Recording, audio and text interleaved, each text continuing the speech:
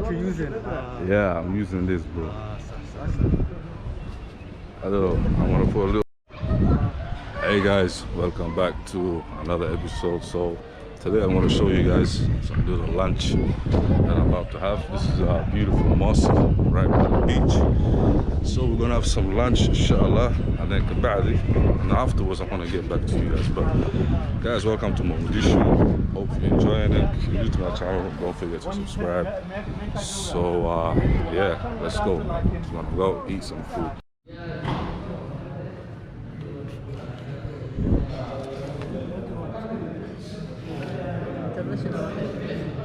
أنا قلت زين زي ما جاش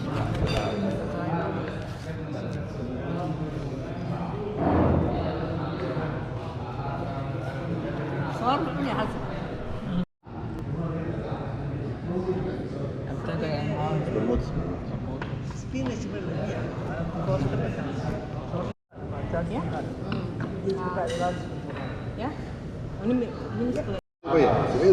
So good that We're still waiting for our food. Hopefully it should come in the next 20 minutes, inshallah. Then we're gonna eat.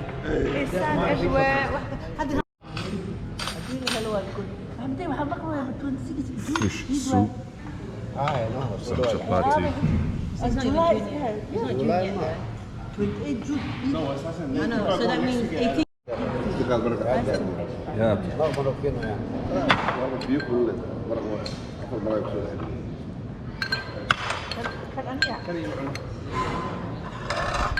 It's improved. We have a right. Yeah, we know our rights now. Living with the complaint. Yeah? We are living with the complaint. It's not exactly what I was expecting, bro. Don't impress it.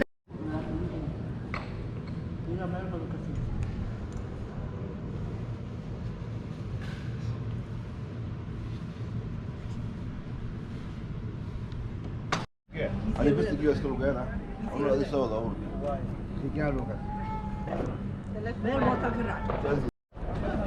Yeah, guys, so we just had lunch.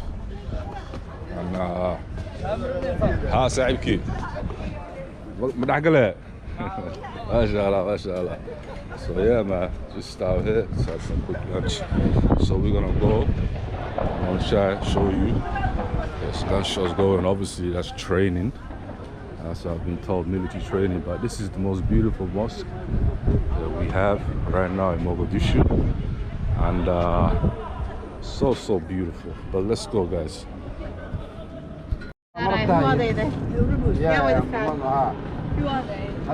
So, guys, just had a nice little lunch. Now it's just a bit relaxing. So, he got fraud. let's go. And I'll show you around the city. Let's go, guys. Hiya, bye, inshallah. Hiya. So yeah, guys, let's go. Right.